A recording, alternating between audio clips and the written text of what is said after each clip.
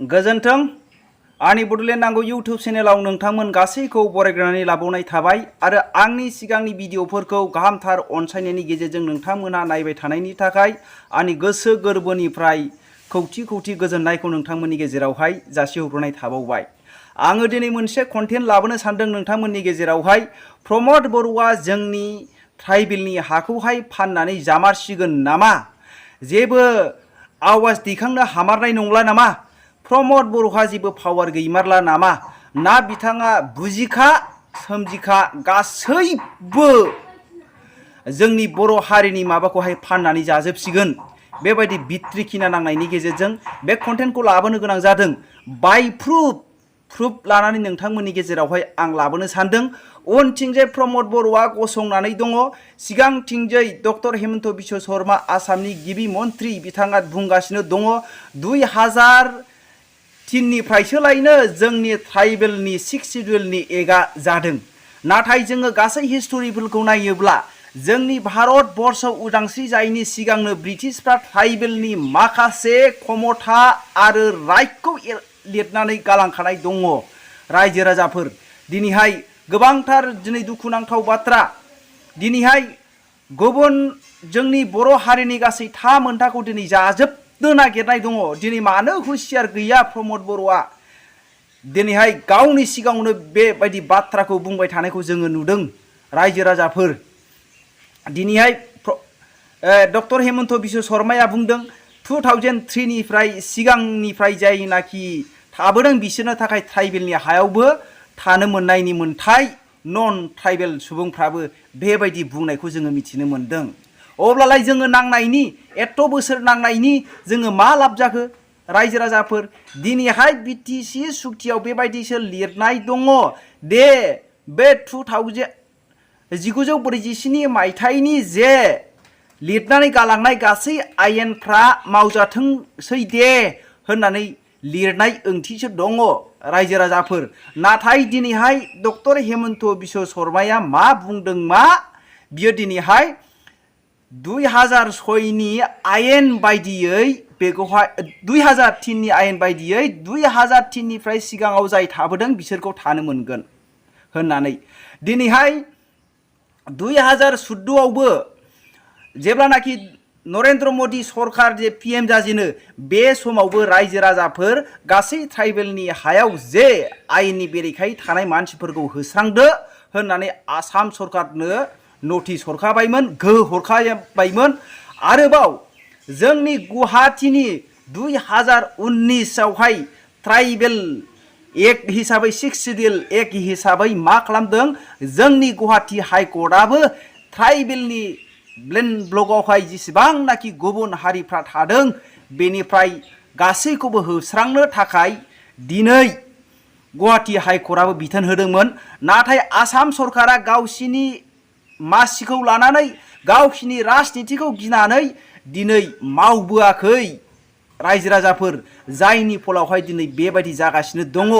Doctor Hemant Biswa शर्माया जोंनि बर' हारिखौ tribal सुबुंफोरखौ मा खालामनो सानदों नोंथांमोनहा कमेन्ट खालामहर। रायजो राजाफोर दिनै प्रमद बर'आ एथबां नो बड'लेण्ड नो रेस्ट डिभाइड आसाम 50-50 होननानै बिथाङा हस्रि खावदोंमोन ना दिनै बे मासिनि थाखायसो बिथाङा दिनैहाय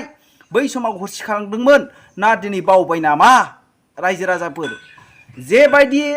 BCA एकर्डआवहाय सानसुमा खुंगुर बसुमतारिया जे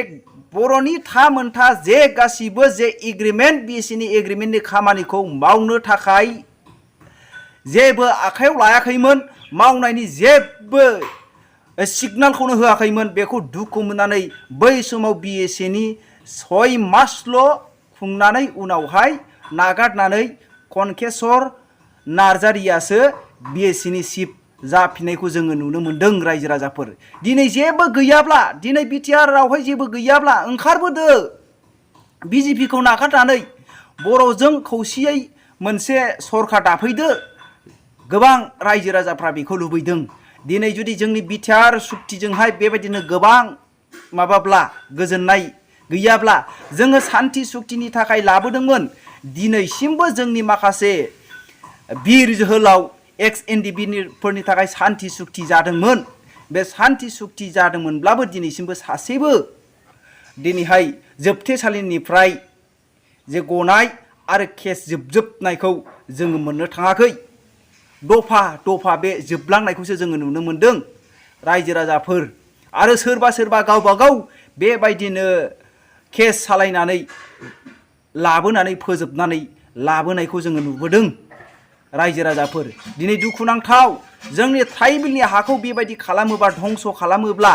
2003नि सिगांनिफ्राय जे जोंनि इनाय अनागारियै जुदि लानाय हाफोरखौनो जुदि जोङो हगारनांगौब्ला दिनै जोङो न' बड'लेण्ड नरेश डिभाइड आसाम 50-50 होननाया मा जानांगौ जाखो बेफोर मा सेन्टिमेन्टै बै समावहाय प्रमद बर'मोनहा बुङामोन बिथाङा दिनैहाय नागारबोनांसिगौ बिजेपिखौहाय आंनि बायदिब्ला रायजो राजाफोर नोंथांमोननि बायदिब्ला मा दिनैहाय जोङो नुदों उनावहाय प्रमद बर'आ गसंनानै दङ आरो सिगांथिंजाय डक्टर हेमन्त बिश्व शर्माया फेट बुंबाय थानाय जोंनि बर' हारि आरो ट्राइबेलनि हाखौहाय जाजोबनो नागिरनाय जोंनि गासै मोनथा जे सक्तिफोरखौ धंस प्रलय खालामनो नागिरनाय बिनिखायनो जों गासै सांग्रां जानाया गोनां रायजो राजाफोर नोंथांमोनहा बे भिडिअ क्लिपखौ खोनासंनानै नायदो मबे लामाजों दङ जोंनि बर' हारिया বিটিআৰত যিখিনি বিটিআৰ চুক্তি হোৱাৰ আগত অৰ্থাৎ 2003 আগত যিসকল খিলঞ্জীয়া লোক আছে যিয়ে জাতি ধৰ্ম জনগোষ্ঠী নহওক কিয় ট্ৰাইবেল বেল্ট এণ্ড ব্লকত যিসকলে মাটি পাব যোগ্য তেওঁলোকক মাটি দিয়া উচিত এই ক্ষেত্ৰত বিটিআৰ কৰ্তৃপক্ষই ব্যৱস্থা হাতত লৈছে কিন্তু আমি জানো যে 6 শিডিউল গঠন হোৱাৰ পিছত অহা মানুহে ইয়াত মাটিৰ অধিকাৰ নাপায় 6 শিডিউল গঠন হোৱাৰ আগৰ মানুহে নিশ্চিতভাৱে মাটিৰ অধিকাৰ ইয়াত পোৱা উচিত फार्स्टआवनो गिबि मन्थ्रिया जा बाथ्रा बुंदों जे 2003 नि सिगाङाव जायनाखि दंफैखायो बिसोरनो नन ट्राइबेल नन प्रोटेक्टेड क्लासनि मानसिनो हा होगोन होननाय बाथ्राखौ आं निन्दा खालामो प्रटेस्ट खालामो स्ट्रंलि आरो बेखौ आं अपोज खालामो आरो लोगोसे आं गासैबो बर' फिसाफोरखौ जयैनो बे हेमन्त बिश्व शर्मानि जायनाखि बुंनाय बे बुंनाय नङा बिनि जायनाखि मावनो नागिरनाय बेखौ जों बयबो अपोज खालामनांगौ आपत्ति खालामनांगौ दा 2003 आव जायनाखि बिटिसि एकर्ड जाबाय बिनि सिगां जायफोर दंफायो दा बे बिटिसि एकर्डआवबो क्लियार लिरना होनाय जादों जाय जाबाय एलिजिबल मानसिफ्राल' बे जायगायाव थानो मोनगोन आरोखि बिटिसि एकर्ड जानायसिम समसिम ओरै होनदों एलिजिबल मानसिया सोर जाय आरो बेखौ जोङो बुङोब्ला बे जायनाखि ट्राइबेल बेल्ट ब्लक दानायाव जायफोरखौ प्रोटेक्टेड क्लासाव सोनाय जादों आरोखि दा माने एसटि हिल्स एसटि फ्लेन्स ओमफ्राय एससि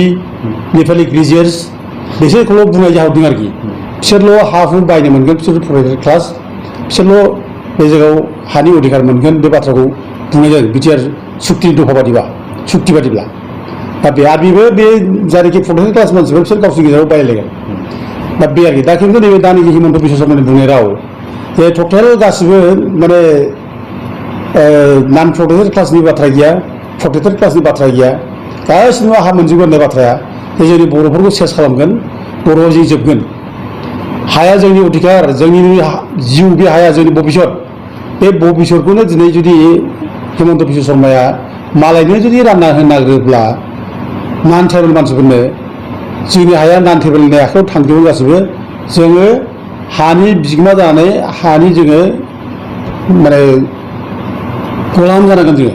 हानि थाखाय गोदाव सोराव जोङो आन्दायबायनांगोन दिनै जोंनि 95% बर'फ्रा हानि सायाव निर्भर खालामो दा गथिखे जोंनि हाखौ जुदि मालायनो होनाय जायोब्ला जोङो बर'फ्रा जोङो भिखारि जानांगोन आरोखि हानि भिखारि जानांगोन बेखायनो जोङो स्ट्रंलि अपोज खालामो जों बेखौ मानिनो हाया दा ट्राइबेल बेल्ट ब्लकआव गुबुन हारिफ्रा नन प्रोटेक्टेड क्लास मानसिफ्रा हा बायनो हाया आरो ट्राइबेल बेल्ट ब्लक जानायनि उनाव ट्राइबेल बेल्ट ब्लकनि उनाव जायनाखि माने बिटिसि सुक्ति जाबाय बे ट्राइबेल बेल्ट ब्लकखौ लानानैथ' बिटिसि सुक्ति जादों ट्राइबेल बेल्ट ब्लक ट्राइबेल साबप्लेन बे एरियाखौ लानानैथ' बिटिसि सुक्ति जादों दा गथिखे ट्राइबेल बेल्ट ब्लक थानायनि उनावबो बे 6 शिडिउल एरियायाव इसिबां माने बेल्ट ब्लक नङि एरियाफ्राबो गासिबो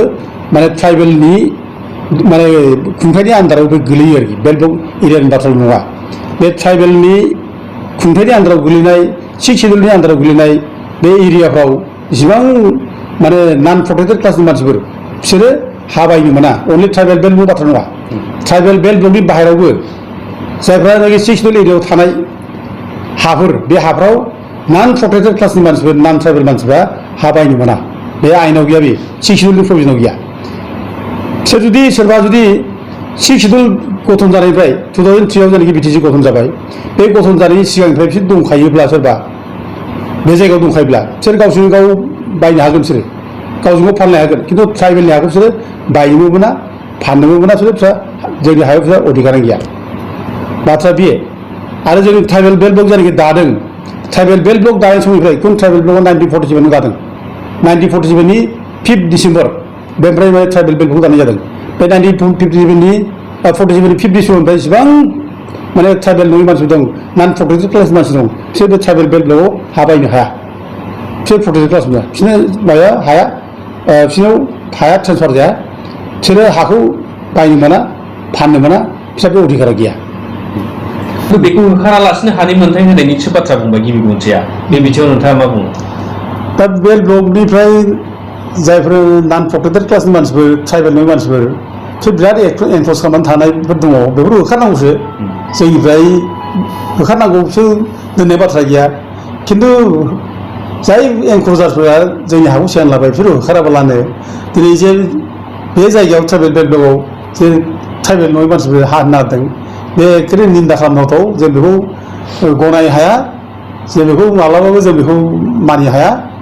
दा होखारनायसो जों दाबि खालामो होखारनांगौसो दा दिनै जोंनि हिसाब खालामनायाव जों नुदों जों आरटिआइ खालामनानै जा रेकर्ड मोन्दों जे ट्राइबेल बेल्ट ब्लक एरियायाव गासै बिटिसिआव आरोखि ट्राइबेल बेल्ट ब्लक एरियायाव 3,49,500 बिघा हाया दिनै नन ट्राइबेलनि दखलाव दङ जे इलिगेल भाबै माने आवग्रिना लादों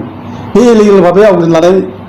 नन ट्राइबेल मानसिफोर नन प्रटेक्टेड क्लासनि मानसिफोर बिसोर होखारनांगौसो जों बिसोरखौसो होखारनांगौ होननानै दाबि खालामो आरो बेखौ होखारनानै दिनै मानो गोदानै ट्राइबेल बेल्ट ब्लकआव नन ट्राइबेल मानसिखौ दोनफैनाय मा बाथ्रा बेलाय जों बेखौ बोरै गनायनांगौ जोंथ' बेखौ गनाय हाया आरो दिनै माने जों दाबि खालामनाया ओरैनो दाबि खालामनाय नङा दिनै भारतनि प्रधान मन्त्रि नरेन्द्र मदियाबो 2014आवनो बे अफिसियेल लेटार हरदों आसाम सरकारनो जे जेसेबां ट्राइबेल बेल्ट ब्लक इलिगेल भाबै हाबनानै दं बिसोरखौ एज पार ल होखारनांगौ होननानै माने बिथोन हरदों दा दिनै बेखौ आसाम सरकारा मावफुंनांगौसो बे बिथोनखौ मावफुंनांगौ मावफुङाखै आरो बिनि बादैबो जोंहा नै बावैसो 2019आव गुवाहाटि हाइकर्टआ मोनसे अर्डार होबाय जे माने जेसेबां ट्राइबेल बेल्ट ब्लकआव इलिगेल भाबै एनक्रच खालामनानै दं ट्राइबेलनि हा सोनानै दं बिसोरखौ होखारनांगौ होननानै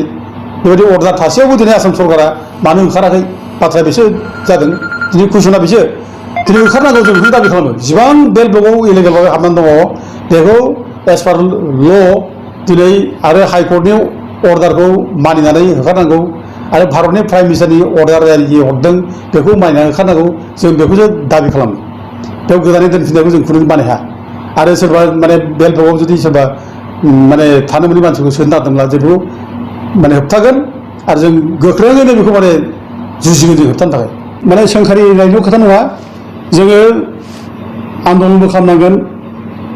जोङो ज' बयबो बिटिसिनि सरकारखौ जों माने